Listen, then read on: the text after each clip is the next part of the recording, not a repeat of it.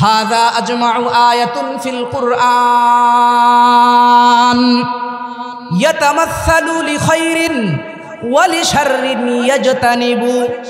আল্লাহু আকবার, জোরে বলেন। ইমাম কুরতুবী রাহমাতুল্লাহি আলাইহি আব্দুল্লাহ ইবনে আব্বাসের কথা নকল করেন এই আয়াতের ব্যাপারে, যে এটা এমন একটা জামে মানে আয়াত, এটা এমন একটা গুরুত্বপূর্ণ আয়াত, এই আয়াতের ভিতরে একজন মানুষের যাবতীয় অকল্যাণের বর্ণনা এসেছে এবং এই আয়াতের ভিতরে একজন মানুষের যাবতীয় অকল্যাণের বর্ণনাও আল্লাহ তাআলা দিয়ে দিয়েছে। যাবতীয় করণীয় আল্লাহ তাআলা এখানে অ্যাড করেছেন, যাবতীয় বর্জনীয় জিনিস আল্লাহ তাআলা বর্জন করতে নিষেধ করেছেন। এই আয়াতে কারিমা যখন নাজিল হয়, তাফসীরে ইবনে কাসির, আল্লামা ইমাম ইবনে কাসির রাহমাতুল্লাহি আলাইহি ওনার কিতাবের মধ্যে লেখেন, এই আয়াতে কারিমা যখন নাজিল হয় তখন এই আয়াতে কারিমার প্রভাব এ পরিমাণ পড়েছিল কিছু মানুষের উপরে। তার ভিতরে একজন হলো আকসাম বিন সাইফি রাদিয়াল্লাহু তাআলা আনহু। নাম কি বললাম? ঘুমাইতেছেন, ঘুম ধরছে? নাম কি? আকসাম বিন সাইফি রাদিয়াল্লাহু তাআলা আনহু। তাফসীরে ইবনে কাসিরের মধ্যে আসছে, আল বিদায়া ওয়ান নিহায়ার মধ্যে আসছে, এই আয়াতে কারিমা যখন নাজিল হয়, আল্লাহর পয়গম্বর যখন প্রথম নবুয়াতের দাবি করেন, উনি নবী এবং আল্লাহ পাকের প্রেরিত একজন বান্দা এবং রাসূল, এটা যখন দাবি করলেন, পুরা মক্কাতুল মুকাররমায় এটা প্রচার আর প্রসার হয়ে গেল। আকসাম বিন সাইফির কানে যখন চলে গেল যে আব্দুল্লাহর পুত্র মুহাম্মদ নবুয়াতের দাবি করে, আকসাম বিন সাইফি বলেন, আমার কানে যখন এই কথাগুলো চলে আসলো, আমি নিজেই চাইলাম যে আমি মুহাম্মাদের কাছে যাব, মুহাম্মাদের শরণাপন্ন হয়ে তার সঙ্গে কথোপকথন করব। কিন্তু আমার গোত্রের লোকেরা আমাকে বলল, আপনি হলো আমাদের সমাজের প্রধান, আমাদের নেতা বা আমাদের গোত্র প্রধান, আপনি যদি শুরুতেই যান তাইলে বিষয়টা কেমন দেখা যায়, এজন্য আপনি একটু ওয়েট করেন, আপনার একটা প্রতিনিধি দল মুহাম্মাদের দরবারে পাঠায়া দেন।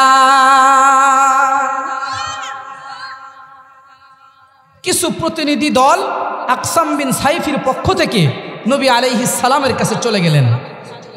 আল্লাহর পয়গম্বরের কাছে গিয়ে জিজ্ঞাসা করলেন, মান আনতে ওয়া মা আনতা, ওগো আল্লাহর হাবিব, আপনি কি এবং আপনি কে? ভালো করে বুঝবেন, প্রশ্ন কয়টা? দুইটা। আপনি কে এবং আপনি কি? যখন আকসাম বিন সাইফির প্রতিনিধি দল পয়গম্বরকে এই প্রশ্ন করলেন, আল্লাহর পয়গম্বর প্রথম প্রশ্নের উত্তর দিলেন, আনা মুহাম্মদ ইবনে আব্দুল্লাহ। আল্লাহর পয়গম্বর বললেন, আমি মুহাম্মাদের পুত্র আব্দুল্লাহ। দুই নম্বর প্রশ্ন হলো, আমি আল্লাহর পক্ষ থেকে তার প্রেরিত রাসূল এবং তার মনোনীত একজন বান্দা। এরপরে আল্লাহর পয়গম্বর আর বেশি কথা বললেন না, আল্লাহর পয়গম্বর প্রতিনিধি দলের কাছে এই তিলাওয়াতকৃত আয়াতে কারিমা শোনায়া দিলেন, তিলাওয়াত করলেন, ইন্নাল্লাহা ইয়া'মুরু বিল আদলি ওয়াল ইহসান ওয়া ইতা'i যিল কুরবা ওয়া ইয়ানহা আনিল ফাহশাই ওয়াল মুনকারি ওয়াল বাগই ইয়া'iযুকুম লা'আল্লাকুম তাযাক্কারুন।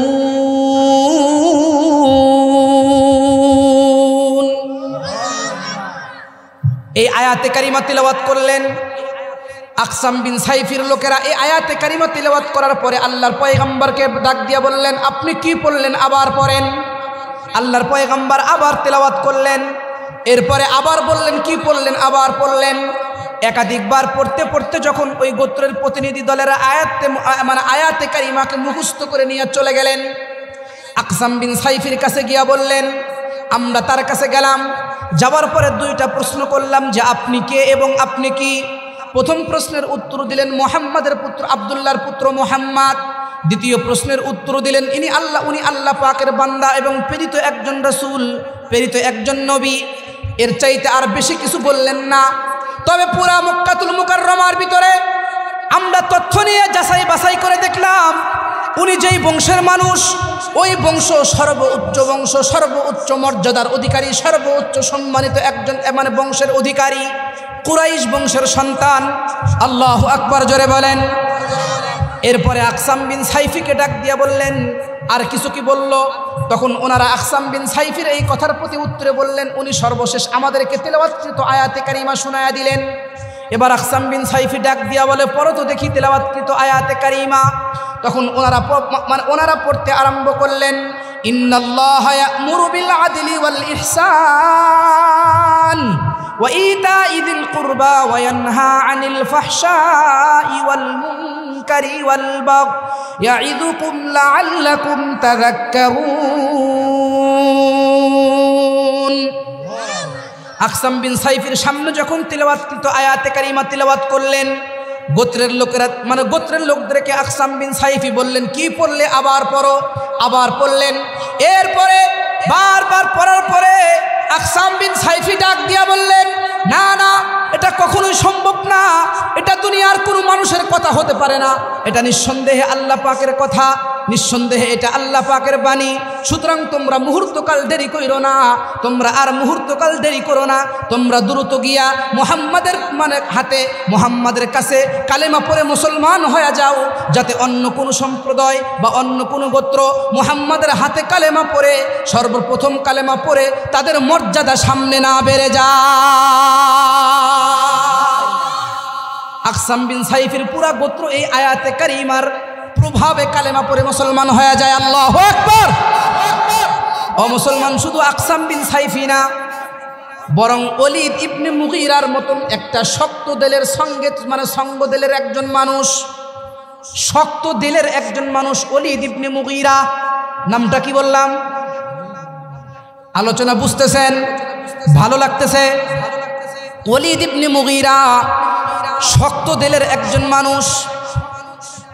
মক্কার কাফেরদের পক্ষ থেকে পয়গম্বরের দরবারে আসছে, মুহাম্মদ একত্ববাদী কালেমার দাওয়াত দিও না, তুমি কি চাও? গাড়ি চাও, নারী চাও, বাড়ি চাও, ব্যাংক ব্যালেন্স, যা কিছু দরকার সব কিছু তোমাকে আমরা দেব, বিনিময় একত্ববাদী খোদার দাওয়াত দেওয়া যাবে না, একত্ববাদী খোদার কথা বলা যাবে না। আল্লাহর পয়গম্বর ওলীদ ইবনে মুগীরাকে এই আয়াতে কারিমাতে এই আয়াতে কারিমার তেলাওয়াত শোনায়া দিলেন। আল্লাহু আকবার, জোরে বলেন। আল্লাহর পয়গম্বর যখন ওলীদ ইবনে মুগীরাকে সূরা নাহলের 90 নম্বর আয়াতে কারিমার তেলাওয়াত শোনায়া দিলেন, তেলাওয়াত শোনায়া দেওয়ার সঙ্গে সঙ্গে ওলীদ ইবনে মুগীরা বলে উঠলেন, ওয়াল্লাহ ইন্না লাহু লাহালাওয়া ওয়া ইন্না আলাইহি লাতালাওয়া ওয়া ইন্না আসলাহু লামুরিকুন ওয়া আ'লাহু লামুসমার ওয়া মা হুয়া ইয়াকুলু বাশার। আল্লাহু আকবার, জোরে বলেন। ওলীদ ইবনে মুগীরা ডাক দিয়ে বলে, আল্লাহর কসম করে বলছি, এটা মুহাম্মাদের কথা হতে পারে না, এটা কোনো ব্যক্তির কথা হতে পারে না। ইন্না লাহু লাহালাওয়া, মুহাম্মদ যেটা পড়লো এর ভিতরে একটা মিষ্টতা আছে, এর ভিতরে একটা মধুরতা আছে। মুহাম্মদ যেটা পড়েছে এটার গোড়া আছে, এটার কি আছে? গোড়া আছে। এই গোড়ার থেকে শাখা প্রশাখা বের হয়, এই শাখা প্রশাখা থেকে ফল বের হয়। নিঃসন্দেহে এটা মানুষের কথা হতে পারে না, এটা একমাত্র আল্লাহর কথা। বাস্তবিক তো কোরআন কার কথা? কথা বলেন না কেন? আল্লাহর কথা। নবীর উপর যখন কোরআন নাজিল হচ্ছিল, নবী বলতেছিলেন, ওরা বলতেছিল এগুলা তো কিছুই না, এগুলা মুহাম্মাদের বানানো। বলতেছিল কিনা? এগুলা কার বানানো? মুহাম্মাদের বানানো। আল্লাহ পাল্টা চ্যালেঞ্জ করলেন কাফেরদের কথাকে ধরে, ওয়া ইন কুনতুম ফি রাইবিম মিম্মা নাযালনা আলা আবদিনা ফাতু বিসূরাতিম মিন মিসলিহি। আল্লাহ পাক ডাক দিয়া বললেন, যদি এটা মুহাম্মাদের কথা হয় তাইলে একটা কাজ করো, তোমরা তো মক্কাতুল মুকাররমায় আরো বড় বড় সাহিত্যিক, বড় বড় কবি, বড় বড় দার্শনিক তাইলে তোমরা এক কাজ করো, মুহাম্মাদের কথা যদি এটা হয় তাইলে মুহাম্মাদের এই কথার মতো তোমরাও এটার পরিবর্তে এটার পৃষ্ঠে কিছু বানায় নিয়ে আসো। তারা কি পেরেছিল? জোরে বলেন, পেরেছিল? কিয়ামত পর্যন্ত কেউ পারবে? কিয়ামত পর্যন্ত পৃথিবীতে কোরআনকে পরিবর্তন হয় নাই, কোরআনের পরিবর্তন হয় নাই, কোরআনের পরিবর্তন কেউ করতে পারে নাই। একটা আয়াত কেন, একটা লফজ, একটা নুকতা, একটা জের আর জবর, একটা ফোঁটা পর্যন্ত পৃথিবীর কেউ পরিবর্তন করতে পারবে না। কোরআনের হেফাজতের দায়িত্ব কে নিয়েছে? জোরে বলেন, আরো জোরে বলেন, কে নিয়েছে? আল্লাহ নিয়েছে। আল্লাহ নিজেই বক্তব্য দিচ্ছেন, ইন্না নাহনু নাযালনা যিকরা ওয়া ইন্না লাহু লাহাফিজুন। কোরআনে কারীম আমি আল্লাহ তাআলা নাজিল করেছি, এটার হেফাজতের দায়িত্ব আমি আল্লাহ নিজেই নিয়ে নিলাম। পিছনের ভাইরা সুবহানাল্লাহ বলেন না কেন? নাকি কালকে বলবেন? তাইলে হেফাজতের দায়িত্ব কে নিয়েছে? জোরে বলেন, আল্লাহ নিয়েছে। সুতরাং পৃথিবীর সকল মানুষ যদি মিলে কোরআনে কারীমকে হটায়া দিতে চায়, কোরআনকে যদি মাইনাস করতে চায়, কোরআনকে যদি তারা বাইপাস করতে চায়, তাইলে তারাই বাইপাস হয়ে যাবে, কোরআন বাইপাস হবে না। ঠিক বললাম না? ঠিক বললাম। যুগে যুগে আবু জেহেল চেয়েছে, উতবা চেয়েছে, সাইবা চেয়েছে কোরআন থেকে মানুষকে দূরে সরায় দাও। আজকে যারা উতবা, সাইবা, আবু জেহেলের উত্তরসূরি যারা আজও পৃথিবীতে আছে, তারাও কোরআনের পাখিদেরকে, কোরআনের আলেমদেরকে, মানে কোরআনের আলেমদের উপরে নির্যাতন, নিপীড়নের স্টিম রুলার চালিয়ে জনগণকে কোরআন থেকে, আলেম থেকে মাইনাস করতে চায়। কিন্তু মাইনাস করতে পেরেছে। যারা মাইনাস করতে চাবে তারাই মাইনাস হয়ে যাবে। যারা মাইনাস করতে চাবে তারাই মাইনাস হয়ে যাবে। কোরআন টিকে থাকবে। কোরআনকে মাইনাস করার চিন্তা ভাবনা করে কেউ মাইনাস করতে পারে নাই। সবাই মাইনাস হয়ে গিয়েছে, সবাই চলে গেছে। কোরআন তার আপন শক্তিতে, আপন গতিতে পৃথিবীতে এখনো টিকে আছে, কিয়ামত পর্যন্ত টিকে থাকবে ইনশাআল্লাহ। যদি এই কোরআন দুর্গ রক্ষায়, কোরআনের এই দুর্গ, কোরআন রক্ষার এই দুর্গগুলা মাদ্রাসাগুলোর জন্য যদি আপনাদের কাছে আসা হয়, আপনাদের দ্বারে দ্বারে আসা হয়, আপনাদেরকে বলা হয়, আপনাদের এটার পক্ষে সহযোগিতার জন্য যে কোনো মুহূর্তে যদি আহ্বান করা হয়, আপনারা তৈরি আছেন তো ইনশাআল্লাহ? আল্লাহ তৌফিক দান করুন। মুহতারাম হাজিরিন, কোরআনের সাথে শত্রুতা করে, ভালো করে বুঝবেন, কোরআনের সাথে শত্রুতা করে সে যদি নবী বংশেরও হয়, কোন বংশের? নবী বংশেরও হয়, কোরআন তার ধ্বংস অনিবার্য করেছে। কোরআনের সাথে শত্রুতা করে, আলেমদের সাথে শত্রুতা করে, কোরআন আছে, নবী কি আর আসবে? নায়েবে নবী কারা? আল উলামা ওয়ারাসাতুল আম্বিয়া। উলামায়ে কেরাম নবীদের ওয়ারিস। শুধুমাত্র আখিরি জামানার নবী মুহাম্মদ আরবির ওয়ারিস না, বরং পৃথিবীর যত নবী রাসূল এসেছে সকল নবীদের ওয়ারিস হলো উলামায়ে কেরাম। সকল নবীদের ওয়ারিস। তাইলে নবী আর আসবে না, নবী আর আসবে না। তাইলে যারা কোরআনের সাথে, উলামায়ে কেরাম নায়েবে নবীদের সাথে শত্রুতা করবে, কোরআন তাদের ধ্বংস অনিবার্য করেছে। জ্বলন্ত প্রমাণ চান আপনি? আবু লাহাব কোন বংশের? এ ভাই কথা বলেন না কেন? আবু লাহাব কোন বংশের? কুরাইশ বংশের, নবীর বংশের। কোন বংশের? নবীর বংশের, নবীর রক্তের আবু লাহাব। এরপরেও আবু লাহাব কোরআনের বিপক্ষে অবস্থান করার কারণে, আবু লাহাব কোরআনের বিপক্ষে থাকার কারণে কোরআনে আল্লাহ আয়াত নাজিল করে আবু লাহাবের ধ্বংস অনিবার্য করেছে। আবু লাহাবের ধ্বংস অনিবার্য করেছে। আল্লাহ বলে তাব্বাত ইয়াদা আবি লাহাব। সূরা পারেন না আপনারা? আল্লাহ বলেছেন তাব্বাত ইয়াদা আবি লাহাব, আবু লাহাবের হস্তদ্বয় ধ্বংস হোক। আবু লাহাব নবী বংশের হওয়ার কারণেও, কোরআনের সাথে সম্পর্ক গুড না হওয়ার কারণে, কোরআনের সাথে সম্পর্ক সুইটেবল না হওয়ার কারণে, কোরআনের সাথে সম্পর্ক আন্তরিকতার সম্পর্ক না হওয়ার কারণে আবু লাহাব নবী বংশ হওয়ার পরেও আবু লাহাবের ধ্বংস অনিবার্য করেছে। আর বিলালে হাবশি সুদূর ইয়ামান থেকে এসে কোরআনের সাথে সম্পর্ক গুড হওয়ার কারণে, কোরআনের সাথে সম্পর্ক ভালো হওয়ার কারণে আবু লাহাব, এই বিলালে হাবশি জান্নাতে নবীজির আগে আগে হাঁটে। আরো জোরে বলেন, আরো জোরে বলেন। ওয়ালিদ ইবনে মুগীরা আসছে, মনে আছে? মনে আছে আপনাদের? আল্লাহর রাসূলের কাছে আসছে ওলীদ ইবনে মুগীরা, যে দাওয়াত দিয়েন না। দেখবেন আজকেও ওলীদ ইবনে মুগীরার উত্তরসূরিরা আমাদের কাছে আসে। হ্যাঁ, কথা বলেন না কেন? ওলীদ ইবনে মুগীরার উত্তরসূরিরা আমাদের কাছে আসে, আমাদের জবানকে চেপে ধরার চেষ্টা করে। এই কথা বলা যাবে না, এই কথা বলা যাবে না, এটা বলা যাবে না, এটা বলা যাবে না, হুজুর এটা বললে আপনার সমস্যা আছে, এটা বললে আপনার সমস্যা হবে। ঠিক বললাম না বা ঠিক বললাম? জোরে বলেন। আমরা সেগুলার তোয়াক্কা করি না, আমরা সেগুলার পরোয়া করি না। আল্লাহর জমিনে আল্লাহর কথা বলবো, আল্লাহর জমিনে কোরআনের কথা বলবো। সুতরাং কোনো বাতিল শক্তি কোরআনের সামনে এসে টিকতে পারে নাই, আমাদের সামনেও কোনো বাতিল শক্তি কিয়ামত পর্যন্ত টিকতে পারবে না, পারবে না, পারবে না। যারা কোরআনের দিকে, মাসাজিদের দিকে, মাদ্রাসা এই মসজিদের দিকে, দ্বীনি প্রতিষ্ঠানগুলোর দিকে চোখ তুলে তাকাবে, আল্লাহ তাদের চোখকে অন্ধ করে দেবে। মুহতারাম হাজিরিন, সুতরাং কোরআনের সত্য কথা যদি আপনার গায়ে লাগে তাইলে বুঝবেন যে আমার ইমানের সমস্যা আছে। কথা বলেন না কেন? ইমানে কি আছে? সমস্যা আছে। ইমানের অপারেশন করা দরকার। ইমানের কি দরকার? অপারেশন করা দরকার। ইমানের অপারেশন করা দরকার। মুহতারাম হাজিরিন, ভালো করে বুঝবেন। ওলীদ ইবনে মুগীরা নবী আলাইহিস সালামের কাছে এসে আয়াতে কারিমা শুনে ওলীদ ইবনে মুগীরা দাঁড়া গেলেন, বললেন কি, আল্লাহর কসম, মুহাম্মদ আপনি যা পড়েছেন এর ভিতরে মিষ্টতা আছে, এর ভিতরে মাধুর্যতা আছে, একটা নূর আছে, এটার গোড়া আছে, শাখা প্রশাখা আছে, নিঃসন্দেহে এটা আল্লাহর কথা।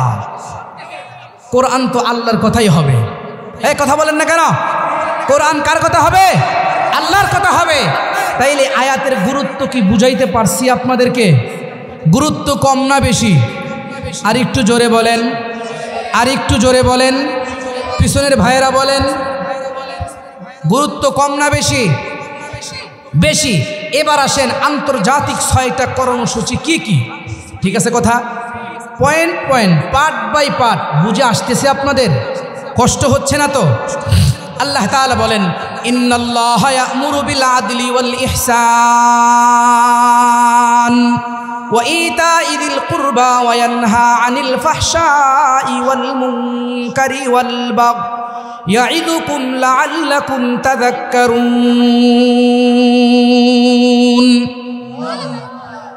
নিশ্চয়ই আল্লাহ তাআলা তোমাদেরকে আদেশ প্রদান করছেন ইনসাফ প্রতিষ্ঠা করার এবং দয়া করার, অনুগ্রহ করার এবং আত্মীয়দেরকে তাদের প্রাপ্য হক দিয়ে দেওয়ার। এই তিনটা হলো করণীয়। এই তিনটা কি? জোরে বলেন। 1 নাম্বার করণীয় হলো আল্লাহ তাআলা ইনসাফ প্রতিষ্ঠা করতে বলেছেন, ন্যায় প্রতিষ্ঠা করতে বলেছেন। 2 নম্বরে আল্লাহ তাআলা ইহসান, দয়া করার কথা বলেছেন। 3 নম্বরে আল্লাহ তাআলা আত্মীয়দের প্রাপ্য হকদারের হককে দিয়ে দেওয়ার কথা বলেছেন। এই 3টা হলো করণীয়, আর 3টা হলো বর্জনীয়। করণীয় 3টা সংক্ষেপে আলোচনা করে আমরা বর্জনীয় 3টার দিকে যাব ইনশাআল্লাহ। তাইলে 1 নাম্বার হলো আদল, ইনসাফ প্রতিষ্ঠা করা। ইনসাফ কাকে বলে? বিখ্যাত মুফাসসির ইমাম ইবনুল আরবি রাহমাতুল্লাহি আলাইহি বলেন, আদল শব্দের অর্থ হলো, ইনসাফ শব্দের অর্থ হলো বরাবরি করা। ইনসাফ শব্দের অর্থ কি ভাই? জোরে বলেন। বরাবরি করা মানে সমান সমান করা। ইনসাফ শব্দের অর্থ হলো সমান সমান করা, বরাবরি করা। তো ইনসাফ 2 ধরনের হতে পারে, 2 প্রকারের, বা এটার 2টা স্তর আছে। ইনসাফের 1 নাম্বার স্তর হলো মানুষ তার মাঝে আর আল্লাহর মাঝে ইনসাফ করবে। 1 নাম্বার স্তর, ভালো করে বুঝবেন। 1 নাম্বার স্তর হলো একজন মানুষ তার মাঝে আর আল্লাহর মাঝে, খালেক আর মাখলুক। আমরা হলাম মাখলুক, উনি হলেন খালেক। ঠিক বললাম না? ঠিক বললাম? জোরে বলেন। 1 নাম্বার স্তর হলো যে বান্দা তার মাঝে এবং আল্লাহর মাঝে ইনসাফ প্রতিষ্ঠা করবে। ইমাম ইবনুল আরবি বলেন, বান্দা আর আল্লাহর মাঝে ইনসাফ প্রতিষ্ঠার এটার রূপরেখাটা কি হবে? এটার রূপরেখা হবে এমন যে বান্দা আল্লাহকে বিশ্বাস করবে, যা কিছু চাইবে আল্লাহর কাছে চাবে, যা কিছু প্রার্থনা করবে আল্লাহর কাছে প্রার্থনা করবে। দোয়া, আরাধনা, প্রার্থনা, চাওয়া সব কিছু কার কাছে হবে? জোরে বলেন। আরো জোরে বলেন, কার কাছে হবে? আল্লাহর কাছে হবে। পক্ষান্তরে যদি দোয়া, আরাধনা, প্রার্থনা, চাওয়া যদি আল্লাহ ছাড়া অন্য কারোর কাছে হয় তাইলে এটা শিরিক হয়ে যাবে। মোহাব্বত আর ভালোবাসা যদি আল্লাহ ছাড়া অন্য কারোর হয় তাইলে এটা শিরিক হয়ে যাবে। এরপরে লাভ আর লোকসানের মালিক যদি আল্লাহ ছাড়া অন্য কাউকে মনে করা হয় তাইলে এখানেও চূড়ান্ত সমস্যা দেখা দিবে। মোহাব্বত আর ভালোবাসা আল্লাহর জন্য যদি না হয়, অন্যের জন্য যদি হয় বা অন্য কোনো কারণে যদি হয় তাইলে এখানেও সমস্যা হবে, তাইলে শিরিক হবে, শিরিকের মতো গুনাহ হবে। চাওয়া পাওয়া এগুলা যদি আল্লাহ ছাড়া অন্য কারোর কিছু কাছে হয়, মাজারে কি কোনো কিছু দিতে পারে? জোরে বলেন। কোনো পাথর কোনো কিছু দিতে পারে? কোনো পাহাড় বা কোনো ব্যক্তি বা কোনো গাছ বা কোনো কেউ কিছু দিতে পারে? কেউ কোনো কিছু দিতে পারে না। সব কিছুর দেনওয়ালা হলেন আল্লাহ। আব্দুল্লাহ ইবনে আব্বাসকে জিজ্ঞাসা করা হলো, আব্দুল্লাহ ইবনে আব্বাসকে বলা হলো আদল কি, ইনসাফ কি? আব্দুল্লাহ ইবনে আব্বাস বললেন ইনসাফ হলো, আদল হলো শাহাদাতুন আল্লাহ ইলাহা ইল্লাল্লাহ। ইনসাফ হলো এটা যে একজন বান্দা সাক্ষ্য দিবে যে আল্লাহ ছাড়া কোনো মাবুদ নাই, একজন বান্দা সাক্ষ্য দিবে আল্লাহ ছাড়া কোনো মাবুদ নাই, এটা হলো আদল। মুহতারাম হাজিরিন, তাইলে আদম আলা নবীনা আলাইহিস সালাতু ওয়াস সালাম থেকে শুরু করে মুহাম্মদ আরবি সাল্লাল্লাহু আলাইহি ওয়াসাল্লাম পর্যন্ত পৃথিবীতে যত নবী রাসূল এসেছে সকল নবী রাসূলের মিশন ছিল হলো একটা, বান্দার এই দিলে, বান্দার এই জায়গায় সকল ময়লা, সকল শিরিকের ময়লা, শিরিক ফিল মুহাব্বত, শিরিক ফিল ইতাআত, শিরিক ফিল সিয়াসাত, শিরিক ফিল রুবুবিয়াত, সকল প্রকারের শিরিককে ছাঁটাই করে বান্দার এই দিলে একনিষ্ঠতার সাথে, একনিষ্ঠভাবে একমাত্র কেবলমাত্র আল্লাহর ভালোবাসা বসানোর জন্যই তারা কাজ করে গেছে। ঠিক বললাম না? ঠিক বললাম? একটা উদাহরণ দিলে ভালো বুঝবেন, একটা উদাহরণ দিলে ভালো বুঝবেন। বিল্ডিং যখন রং করেন, ময়লা বিল্ডিং, ময়লাগুলা ক্লিন করে পরিষ্কার করে তারপরে না রং করেন, নাকি বলেন? বা একটা বাগান করবেন, জায়গাটা আগে পরিচর্যা করে, জায়গাটা অত্যন্ত সুন্দর করে, ভালো করে, পরিষ্কার করে, পরিচ্ছন্ন করে বাগানের উপযুক্ত করতে হয়, কি বলেন? তারপরে না বাগান করতে হয়।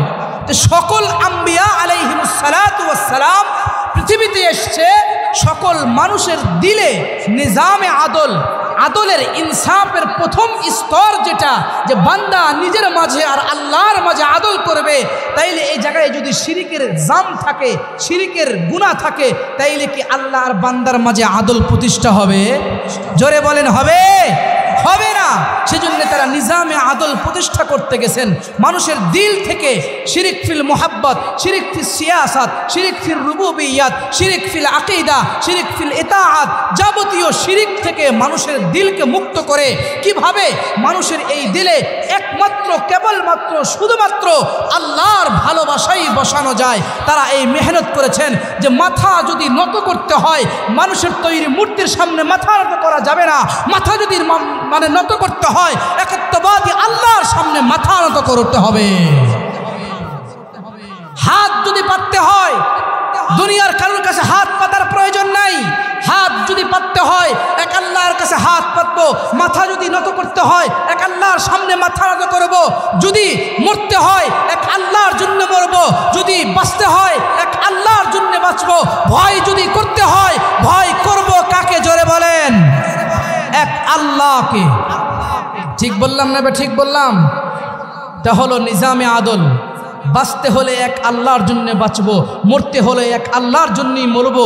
কিন্তু আজকে আমাদের অবস্থা ভিন্ন, অবস্থা ভিন্ন। কি ভিন্ন জানেন? আমরা বলি অমুক ভাই তমুক ভাই সামনে চলেন, আমরা আছি আপনার সাথে, আপনার জন্য জীবন দিব, মরবো। ঠিক বললাম না? ঠিক বললাম? আমি কারো নাম বললাম না, আপনারা বুঝে নিন। কারো নাম আমি বললাম না, আপনারা বুঝে নিন। জীবন দিচ্ছে, জীবন যাচ্ছে, জীবন যাচ্ছে, জীবন দেওয়া হচ্ছে, জীবন ইচ্ছা করে দিচ্ছে। নেতার পিছনে ঘরে, অমুকের পিছনে ঘরে, অমুকের পিছনে ঘরে নিজের জীবন। এ জীবন তো তোমার নেতার দেওয়া না, এ জীবন তো নেতার দেওয়া না। জীবন যদি তোমাকে দিতে হয়, কোরআনের জন্য তোমার জীবন দিতে হবে। জীবন যদি দিতে হয়, ইসলামের জন্য জীবন দিতে হবে। জীবন যদি দিতে হয়, রাসূলুল্লাহর ইজ্জত রক্ষায় তোমাকে জীবন দিতে হবে। কোনো নেতানেত্রী তন্ত্র মন্ত্রের জন্য জীবন দেওয়া, এটা ইসলাম সমর্থন করে না। এই জন্য তোমাকে আল্লাহ জীবন দেয় নাই। জীবন দিয়েছেন যিনি, জীবন বিলীন করতেও হবে তার রাস্তায়। কি বলেন? জীবনের মালিক যিনি, জীবন দিয়েছেন যিনি, এ জীবন বিলীন করতেও হবে তার রাস্তায়, তাইলে না ইনসাফ হবে। আর যদি নেতার কথায়, নেতা এসি রুমের ভিতরে থাকে আর কর্মী সিঙ্গারা খেয়া লাফায় আর জীবন দেয়, তাইলে তো এটা ইনসাফ হলো না। কি বলেন? এ কথা বলেন না কেন? জীবন দিবেন কার জন্য জোরে বলেন? তাইলে আমি আর এই 1 নাম্বারের উপরে বেশি কথা বললাম না। 1 নাম্বার কি বুঝছেন? আদল প্রতিষ্ঠা করতে হবে নিজের সাথে আর আল্লাহর সাথে। এই বান্দা আর আল্লাহর মাঝে আদল প্রতিষ্ঠা করবেন। এই দুইয়ের মাঝে আল আদলু বাইনাল আবদি ওয়া বাইনাল্লাহ, আল আদলু বাইনাল আবদি ওয়া বাইনাল্লাহ, ইনসাফ প্রতিষ্ঠা হবে আল্লাহ আর বান্দার মাঝে। 1 নাম্বার। কয় নাম্বার এটা? 1 নাম্বার। এবার আসেন 2 নাম্বার। 2 নাম্বার হলো ইনসাফ প্রতিষ্ঠা করতে হবে নিজের জীবনের সাথে আর আত্মার সাথে। বডি আছে না 3.5 ফিট না 3 ফিট যাই বলেন, অনেকেই বেটে আছে, যাই হোক, নিজের যে বডি আছে, নিজের যে বডি আছে, এই বডি আর আত্মার সাথে ইনসাফ করতে হবে। কার সাথে ভাই? ইমাম ইবনুল আরাবী বিখ্যাত মুফাসসির বলেন, আদলের 2 নাম্বার, ইনসাফের 2 নাম্বার স্তর হলো এটা, যে একজন বান্দা নিজের আত্মা আর নিজের জীবন আর নিজের আত্মা আর নিজের জিসম বডির সাথে ইনসাফ করবে। এই জন্যই তো ইসলামী শরীয়তের ভিতরে অযথায় আপনি একটা নখকে কেটে ফেলবেন, এটা ইসলামী শরীয়ত অনুমোদন দেয় নাই। আপনি পাহাড় থেকে পরে আত্মহত্যা করবেন, এইটা বিধান ইসলামে নাই। আপনি বিষ পান করে আত্মহত্যা করবেন, এই বিধান ইসলাম দেয় নাই। আপনি সুইসাইড করবেন টাকের নিচে, ট্রেনের নিচে, বিভিন্ন জায়গায় চাপা খেয়ে বা চাপা দিয়ে, এটা ইসলাম দেয় নাই। কারণ এটার মালিক কি আপনি? কি বুঝলেন? মালিক কি আমি? মালিক তো আমি না। ওই মালিক যতক্ষণ পর্যন্ত চালায় ততক্ষণ পর্যন্ত এটা চলে। মালিক যখনই এটা বন্ধ করে দেয় তখন আর দুনিয়ার কোনো শক্তি এটা চালাইতে পারবে না। এ দুনিয়ার মুসলমান, 2 নাম্বার আদলের স্তর হলো একজন বান্দা তার জীবন, তার আত্মা আর তার জিসমের উপরে রহম ইনসাফ করবে। এই জন্যই তো সাহাবী হযরত আবু হুরায়রা বলেন, মান কাতালা নাফসাহু বিহাদিদাতিন ফাহাদিদাতুহু ফি ইয়াদিহি, যেই ব্যক্তি লোহার মাধ্যমে নিজেকে আত্মহত্যা করলো, কিয়ামতের ময়দানে ওই ব্যক্তি ওই লোহা হাতে নিয়ে উঠবে। হাতে নিয়ে ওঠার পরে এবং ওই লোহার দ্বারাই সে ব্যক্তি নিজের পেটে বারবার মারতে থাকবে। ওমান শারিবা সাম্মান ফাহুয়া ওমান শারিবা সাম্মান ফাসাম্মাহু ফি ইয়াদিহি, যেই ব্যক্তি বিষ পান করে আত্মহত্যা করে, আল্লাহর পয়গম্বর সাহাবী হযরত আবু হুরায়রা বলেন যে ওই ব্যক্তির হাতে ময়দানে মাহশরে বিষের বোতল থাকবে, ওটা পান করতে করতে উঠবে। ফাহুয়া ইয়াতাহাসসাহু ফি নারি জাহান্নাম খালিদান মুখাল্লাদান ফিহা আবাদা। সাহাবী হযরত আবু হুরায়রা বলেন যে ওই বোতল পান করতে করতে চিরস্থায়ীভাবে জাহান্নামের ভিতরে থাকবে। হাদিসের শেষ অংশে রাসূল বলেন, যেই ব্যক্তি পাহাড় থেকে পড়ে আত্মহত্যা করবে, ফাহুয়া ইয়াতারাদ্দা, কিয়ামতের ময়দানে ওই ব্যক্তি জাহান্নামের ভিতরে ওই পাহাড় থেকে গড়ে পড়বে, আবার জাহান্নামের ভিতরে যাবে। খালিদান মুখাল্লাদান ফিহা আবাদা। তাইলে নিজের হাত কর্তন করা, ইচ্ছাকৃতভাবে নিজের একটা চোখকে উপড়ায়া ফেলা বা উঠানো, এটা কি শরীয়তে ইসলামে অনুমোদিত নাকি অনমোদিত? অনুমোদন নাই, কারণ এটা ইনসাফ হয় না। অযথায় আপনি নিজের হাতকে কেটে ফেলবেন, এটা শরীয়ত সমর্থন করে না। এটা ইনসাফের বহির্ভূত কাজ, এটা ইনসাফি কাজ না, এটা জুলুমওয়ালা কাজ, এটা ইসলাম সমর্থন করে না। আল্লাহর পয়গম্বর চলে গেছেন মসজিদে নববীতে। কোথায়? মসজিদে নববীতে। আল্লাহর পয়গম্বর মসজিদে নববীতে গিয়া দেখলেন মসজিদের ভিতরে 2টা পিলার, 2 পিলারের সঙ্গে লম্বা একটা রশি বাঁধা। আল্লাহর পয়গম্বর ডাক দিয়া বললেন, এই রশি এখানে কেন বাঁধা, কে বেঁধেছে? আল্লাহর পয়গম্বরকে উত্তর করলেন, ইয়া রাসূলুল্লাহ, এই রশিটা জয়নব বেঁধেছে। আল্লাহর পয়গম্বর বললেন, কেন বেঁধেছে জানা আছে কি? আল্লাহর পয়গম্বরকে বললেন, ইয়া রাসূলুল্লাহ, ইবাদত করতে করতে যখন ক্লান্তি ভাব আসে, যখন ক্লান্তি এসে যায়, তখন এই রশির সঙ্গে ঝুলে একটু ক্লান্তি ভাবটা দূর করা হয়। আল্লাহর পয়গম্বর বললেন, খবরদার, দ্রুত এই রশি এখন খুলে ফেলো, কারণ ইবাদত হতে হবে স্বতঃস্ফূর্ত এবং সুস্থতার সাথে। কি বলেন? ঠিক না বেঠিক? জুলুম করে ইবাদত করবেন, এটা ইসলাম আপনাকে এত বড় বুজুর্গ হইতে বলে নাই। এই কথা বলেন না কেন? ইসলাম এত বড় বুজুর্গ আপনাকে হইতে বলে নাই। যে আপনি নিজেকে গাছের সাথে বাঁধা ইবাদত করেন, জিকির করেন। ইসলামী কথা আপনাকে বলে নাই। স্বতঃস্ফূর্ত হতে হবে, স্বতঃস্ফূর্ত। ঘুম এসেছে ঘুমিয়ে যান, আবার যখন জাগ্রত হবেন তখন ইবাদত করেন। ঘুম এসেছে ঘুমিয়ে যান, আবার জাগ্রত হবেন তখন ইবাদত করেন। এটা ইসলাম বলে। সাহাবী হযরতে সালমান ফারসি রাদিয়াল্লাহু তাআলা আনহু এবং আরেক সাহাবী হযরতে আবু দারদা। কয়জন সাহাবী? দুইজন। কয়জন? এই দুইজন সাহাবীর ভিতরে আল্লাহর পয়গম্বর ভ্রাতৃত্বের বন্ধন কায়েম করে দিয়েছিলেন। ভ্রাতৃত্বের বন্ধন কায়েম করে দেওয়ার পরে দুইজন দুই জায়গায় থাকেন। সালমান ফারসি রাদিয়াল্লাহু তাআলা আনহু একদিন ভাই আবু দারদার বাড়িতে গেলেন। গিয়ে দেখলেন ভাই আবু দারদার স্ত্রী অত্যন্ত জীর্ণ শীর্ণ ছেঁড়া কাপড় পরে বসে আছে। হযরতে আবু দারদার স্ত্রীকে সালমান ফারসি ডাক দিয়া বললেন, ভাবি, ভাইজান কি আপনাকে ভালো কোনো কাপড় চোপড় কিনে দেয় না? আপনি ছেঁড়া ফাটা কাপড় পরে বসে আছেন কেন? সাহাবী হযরতে আবু দারদার স্ত্রী সালমান ফারসিকে ডাক দিয়া বলে, ভাই, তোমার ভাই তো শুধুমাত্র ইবাদত আর ইবাদত, আমার খোঁজ খবর কখন রাখবে? আমার তো কোনো খোঁজ খবর নাই। সারাদিন রোজা রাখে, সারা রাত ইবাদত করে। গিয়ে দেখো কোথায় যেন ইবাদতে লিপ্ত আছে। হযরতে সালমান ফারসি রাদিয়াল্লাহু তাআলা আনহু খুঁজে হযরতে আবু দারদাকে বের করলেন। আবু দারদাকে ডাক দিয়ে বললেন, ভাই, আপনি এরকম এরকম ইবাদত করেন, ভাবি সাহেবের খোঁজ খবর নেন না, কাপড় চোপড় কিনে দেন না, পোশাক পরিচ্ছদ কেমন? আল্লাহর পয়গম্বরের সাহাবী হযরতে সালমান ফারসি এবং হযরতে আবু দারদা দুইজন পয়গম্বরের দরবারে চলে আসলেন। আসার পরে পুরো ঘটনা শুনিয়ে দিলেন। আল্লাহর পয়গম্বর তখন তাদেরকে বললেন, ইন্না লিরাব্বিকা আলাইকা হাক্কান ওয়া লিনাফসিকা আলাইকা হাক্কান ওয়া লিআহলিকা আলাইকা হাক্কান ওয়া লিজাসাদিকা আলাইকা হাক্কান ফাআতি কুল্লাযী হাক্কিন হাক্কাহু। আল্লাহু আকবার, জোরে বলেন। আল্লাহর পয়গম্বর ডাক দিয়া বললেন, সাহাবী আবু দারদা, শোনো, তোমার উপরে তোমার রবের একটা হক আছে, তোমার উপরে তোমার শরীরের জিসিমের একটা হক আছে, তোমার উপরে তোমার পরিবারের একটা হক আছে। সুতরাং প্রত্যেকের হক, যার যার হককে তুমি সমানভাবে বন্টন করে দাও।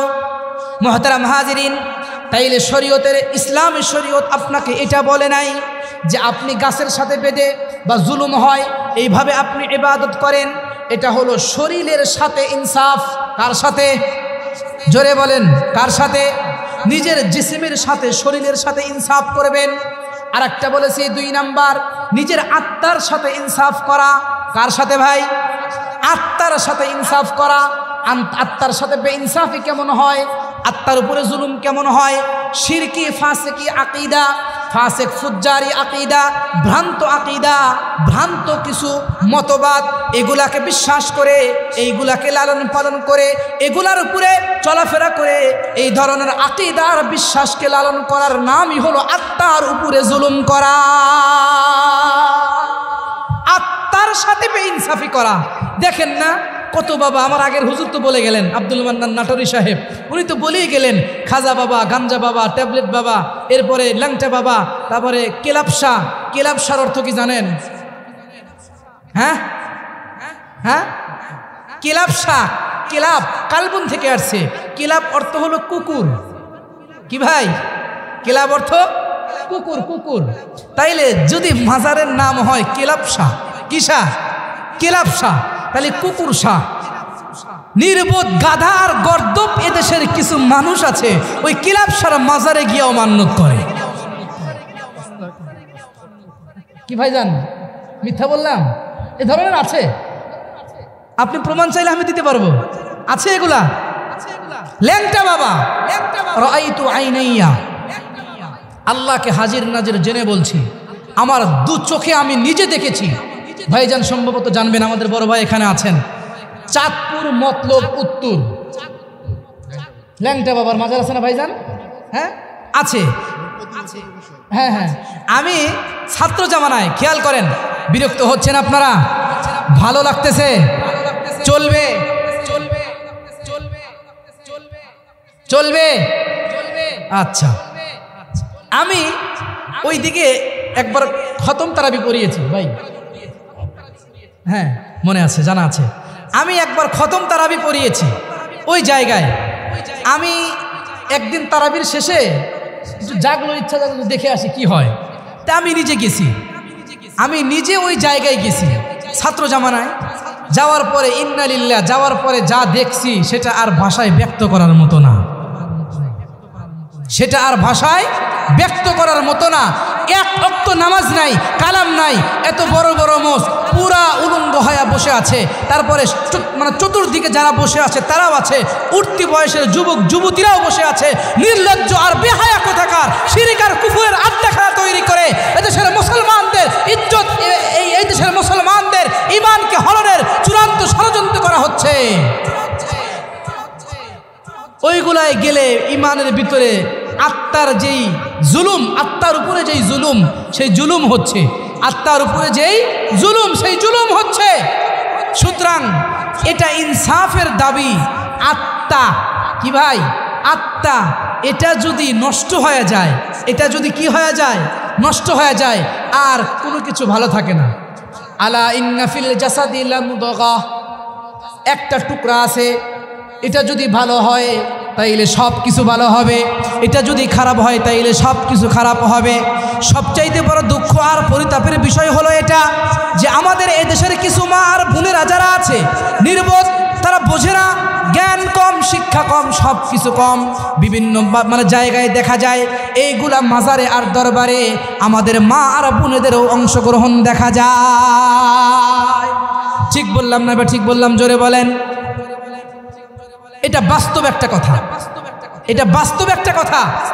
তাইলে 2 নাম্বার স্তর হলো কি ভাই, নিজের জীবন বডি আর আত্মার সাথে ইনসাফ করতে হবে, বডি আর আত্মার সাথে ইনসাফ করতে হবে। এটা হলো 1 নাম্বার করণীয়। কয় নাম্বার করণীয়? 1 নাম্বার করণীয় হলো এটা।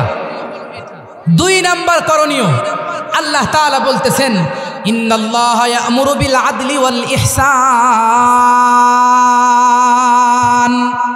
আল্লাহ তাআলা বলতেছেন তোমাদেরকে আদেশ করতেছেন ইহসান করো, দয়া করো, অনুগ্রহ করো। ইহসান শব্দের অর্থ হলো সুন্দর করা, দয়া করা, অনুগ্রহ করা, এটা হলো ইহসানের অর্থ।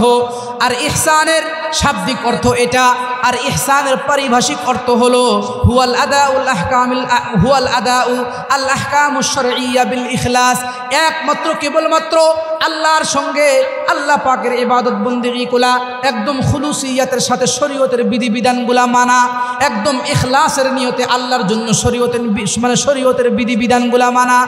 এই মানে ইহসানেরও 2 প্রকার। ইহসান কয় প্রকার জোরে বলেন? ইহসানও 2 প্রকার। এক প্রকারের ইহসান হলো আল্লাহ পাক রব্বুল আলামিনের ইবাদতগুলা সুসম্পাদন করা। শুধু কি সম্পাদন করা? শুধু সম্পাদন করা না, বরং আল্লাহ পাকের ইবাদতগুলা সুসম্পাদন করা। আল্লাহ পাকের ইবাদতগুলা সুসম্পাদন কেমনে করবেন? লম্বা একটা হাদিসে পাকের ভিতরে এসেছে। এই হাদিস মানে বুখারী মুসলিমে এসেছে। এই হাদিসের নাম হলো হাদিসে জিবরাইল। এই হাদিসের নাম কি ভাই? হাদিসে জিবরাইল।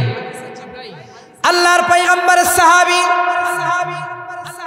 হযরতে ওমর ইবনুল খাত্তাব রাদিয়াল্লাহু তাআলা আনহু রিওয়ায়াত করেন, উনি বলেন যে আমরা একদিন নবীজির সামনে বসেছিলাম, হঠাৎ একজন ব্যক্তির আগমন হলো, সাদা পোশাক পরিহিত, কালো চুল বিশিষ্ট, তার চেহারার উপরে সফরের কোনো ক্লান্তির ভাব নাই। আসলেন নবীজির দরবারে, আসলেন। আসার পরে আল্লাহর পয়গম্বরের সামনাসামনি বসে গেলেন। আল্লাহর পয়গম্বরের সামনাসামনি বসে গিয়া আল্লাহর পয়গম্বরকে ডাক দিয়া বললেন, ওগো আল্লাহর হাবিব, আমি জানতে চাই ঈমান কি জিনিস, ইসলাম কি জিনিস। আল্লাহর পয়গম্বর ইসলামের সংজ্ঞা দিলেন। এরপরে বললেন, আল্লাহর পয়গম্বর আমি জানতে চাই ঈমান কি জিনিস। আল্লাহর পয়গম্বর ঈমানের সংজ্ঞা দিয়ে দিলেন। এরপরে বললেন, আল্লাহর পয়গম্বর জানতে চাই মাল ইহসান, ওগো আল্লাহর হাবিব ইহসানটা কি জিনিস। আল্লাহর পয়গম্বরকে যখন বললেন পয়গম্বর ইহসান কি জিনিস, আল্লাহর পয়গম্বর তখন বললেন যে ইহসান হলো আনতা বুদাল্লাহ কান্নাকা তারাহু ফাইন লাম তাকুন তারাহু ফাইন্নাহু ইয়ারাক। আল্লাহু আকবার। ইহসান হলো এটা যে তুমি আল্লাহ পাকের ইবাদতগুলা এইভাবে করো যেন তুমি আল্লাহকে দেখতেছো।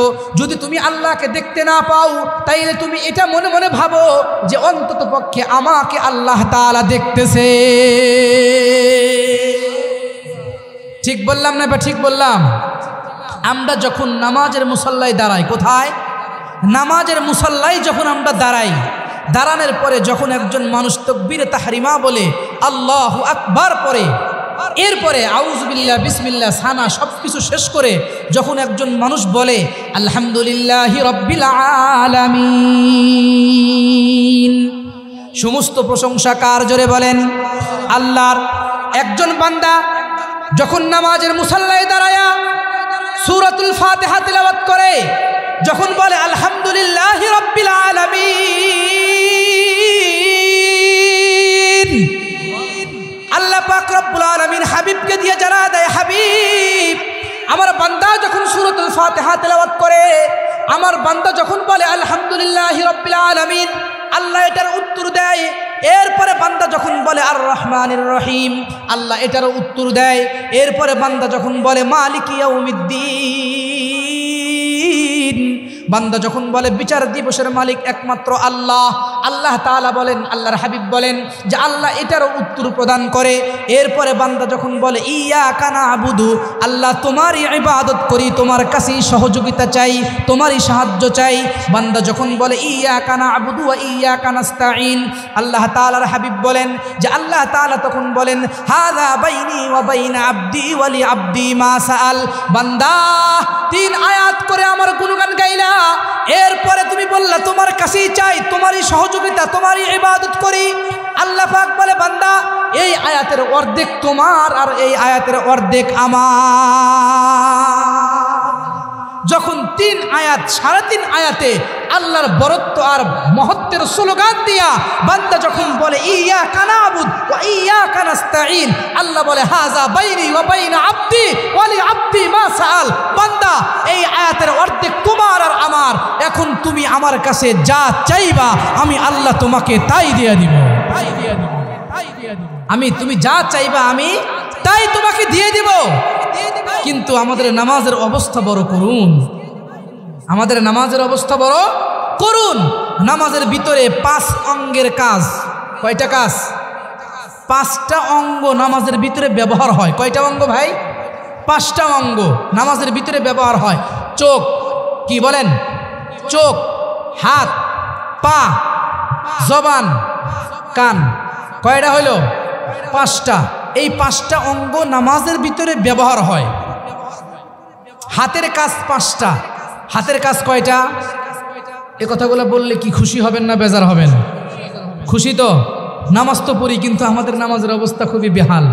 এজন্য বলা হাতের কাজ 5টা, চোখের কাজ 5টা, পায়ের কাজ 3টা, জবানের কাজ হলো 1টা, দিল আর কানের কাজ হলো 1টা। সংক্ষেপে বলে দিই, হ্যাঁ, চোখের কাজ হলো 5টা। যখন দাঁড়িয়ে থাকবেন, কোথায় দাঁড়াবেন? দাঁড়ানোর সময় দৃষ্টি থাকবে সামনে সেজদার জায়গায়। এরপরে যখন রুকুতে যাবেন দৃষ্টি থাকবে 2 পায়ের মাঝখানে। 3 নাম্বার যখন সেজদায় যাবেন দৃষ্টি থাকবে নাকের ডোগায়। এরপরে যখন বৈঠকে বসবেন, প্রথম বৈঠকে বসেন আর শেষ বৈঠকে বসেন, দৃষ্টি থাকবে 2 হাঁটুর মাঝখানে। এরপরে যখন সালাম দিবেন আসসালামু আলাইকুম ওয়া রাহমাতুল্লাহ, মুসল্লি কত দূর পর্যন্ত আছে, কাতার বোঝাই হয়েছে কি হয় নাই, বা কয়জন আসছে, এই চাকরি কি আপনাকে দেওয়া হয়েছে? কি ভাই, চাকরি তো এটা না। 2 কাঁধে 2 জন ফেরেশতা আছে। সালামের সময় দৃষ্টি থাকবে 2 কাঁধে। সালামের সময় দৃষ্টি কোথায় থাকবে? 2 কাঁধে থাকবে। এই হলো 5 কাজ। হাতের কাজ হলো 5টা। তাকবীরে তাহরিমা, আঙ্গুল সোজা রাখবেন, কানের লতি বরাবর উঠাবেন, সামনের আঙ্গুলগুলো সামনে হালকা একটু কেবলার দিকে ঝুঁকে রাখবেন। এরপরে এই 2টা দিয়ে বাঁধবেন, 3টা বেঁধে ইয়া করবেন, ছেড়ে দিবেন, ঠিক আছে? আচ্ছা, রুকুতে যখন যাবেন এইভাবে শক্ত করে বাঘের থাবার নাই ধরে রাখবেন। এরপরে যখন সেজদায় যাবেন হালকা ফাঁকা রাখবেন। এরপরে আবার যখন বৈঠকে বসবেন তখনও হালকা কি রাখবেন? ফাঁকা রাখবেন। স্বাভাবিক পাইলেন? এই হলো হাতের কাজ 5টা, পায়ের কাজ 3টা, যেটা বললাম বাম পা বিছিয়ে ডান পায়ের আঙ্গুলগুলা কিবলার দিকে করে কি রাখা, সোজা রাখা, আর বাম পা বিছিয়ে বাম পায়ের উপরে বসা, ডান পায়ে খাড়া করে আঙ্গুলগুলো কিবলার দিকে রাখা, 3টা। আর জবানের কাজ হলো তিলাওয়াত করা। কি করা? তিলাওয়াত করা। ফাকরাউ মা তায়াসসারা মিনাল কুরআন, যেখান থেকে পারেন আপনি সহজ আপনার জন্য তিলাওয়াত করেন। কানের কাজ হলো আর দিলের কাজ হলো, কান আর দিল জবানের তিলাওয়াতকে ভালোভাবে শ্রবণ করা। পাইছেন কি সংক্ষেপে? তাইলে ইহসানের প্রথম নাম্বার ধাপ হলো যে বান্দা এমনভাবে ইবাদত করবে, মালিকের ইবাদতগুলা সুসম্পাদন করা। কি করা? সুসম্পাদন করা। ইবাদত কবুলের জন্য মৌলিক 2টা শর্ত। কয়টা শর্ত ভাই? 2টা। 1 নাম্বার হলো ইখলাস লাগবে। কি লাগবে? ইখলাস লাগবে। 2 নাম্বার হলো আল্লাহর রসুলের তরিকা লাগবে। কি বলেন, ঠিক না ভাই? ঠিক। 1 নাম্বার হলো ইবাদতের কবুলের ক্ষেত্রে 2টা শর্ত। 1 নাম্বার শর্ত হলো ইখলাস লাগবে। ইবাদতটা একমাত্র আল্লাহর জন্য হতে হবে। কার জন্য? জোরে বলেন। আল্লাহর জন্য হতে হবে। 2 নাম্বার, এই ইবাদত আল্লাহ পাক এবং মুহাম্মদুর রাসূলুল্লাহ সাল্লাল্লাহু তাআলা আলাইহি ওয়াসাল্লাম অর্থাৎ কোরআন আর হাদিস অনুযায়ী হতে হবে। এখন বলেন, সিজদা দেওয়া ভালো কাজ না খারাপ কাজ? আরো জোরে বলেন। সিজদা দেওয়া ভালো কাজ না খারাপ কাজ? সিজদা দেওয়া ভালো কাজ। যদি হাদিসে পাকের মধ্যে আসছে, যদি একজন ব্যক্তি সিজদা দেয় তাইলে তার মর্যাদা বৃদ্ধি হয় এবং তার গুনাহগুলা মাপ হতে থাকে। তাইলে সিজদা দেওয়া ভালো কাজ। এখন একজন ব্যক্তি মনে মনে ভাবতেছে, সিজদা দেওয়া যেহেতু ভালো কাজ, এই জন্য আমি প্রত্যেক রাকাতে 2টা না 3টা দেব। কি বলেন? সব হবে। সিজদা দেওয়া তো ভালো কাজ, ভালো কাজ, এটা তো খারাপ কাজ না। কিন্তু কোরআন হাদিসের তরিকা নাই। কি বলেন? কোরআন হাদিসের কি নাই? তরিকা নাই। এই জন্য এই সিজদা গ্রহণযোগ্য হবে না। এটা মানে ভালো কাজ না, এটা শরীয়তে ইসলামে গ্রহণযোগ্য হতে পারে না। এই জন্য ইবাদত কবুলের জন্য মৌলিক 2টা শর্ত।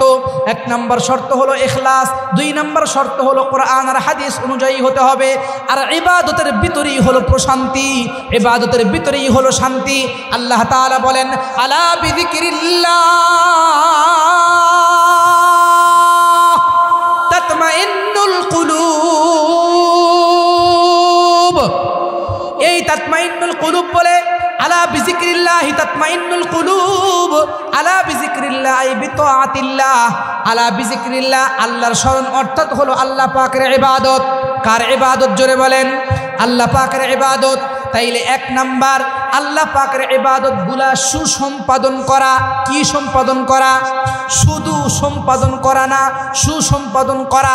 আজকে থেকে যারা নামাজ পড়েন, ভালো করে শোনেন, যারা নামাজ পড়েন, নামাজটা পড়তে একটু ধীরে গতিতে, ধীরে স্থিরে সময় নিয়ে পড়বেন। রাজি আছেন তো ইনশাআল্লাহ? আরো জোরে বলেন, রাজি আছেন তো ইনশাআল্লাহ? নামাজ এটা অনেক বড় একটা ইবাদত। ঈমানের পরে সবচাইতে বড় ইবাদত হলো নামাজ। ঈমানের পরে সবচাইতে বড় ইবাদত হলো নামাজ।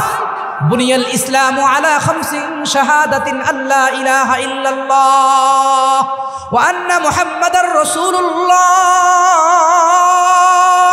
ওয়া ইকামিস সালাহ। ইবাদতের পরে, ঈমানের পরে সবচাইতে বড় ইবাদত হলো নামাজ।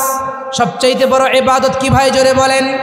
এক সাহাবী আব্দুল্লাহ ইবনে মাসউদ রিওয়ায়াত করেন যে আল্লাহর পয়গম্বরকে জিজ্ঞাসা করলাম, যোগো আল্লাহর রাসূল, আইয়ুল আমালি আহাব্বু ইলাল্লাহ। আল্লাহর রাসূল, আল্লাহর কাছে সবচাইতে প্রিয় আমল আর ভালো আমল কোনটা? আল্লাহর পয়গম্বর বললেন, আসসালাতু আলা ওয়াক্তিহা।